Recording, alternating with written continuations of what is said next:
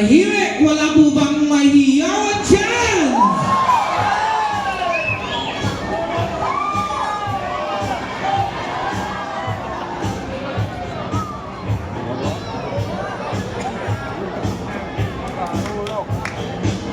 Hangover.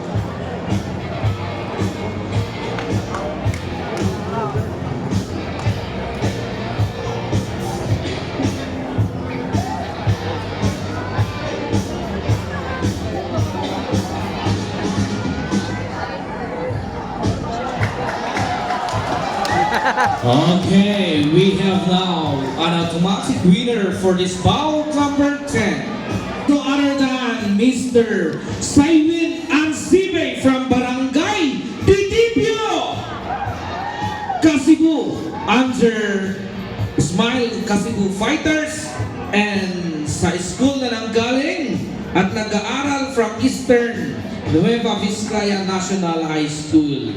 To the winners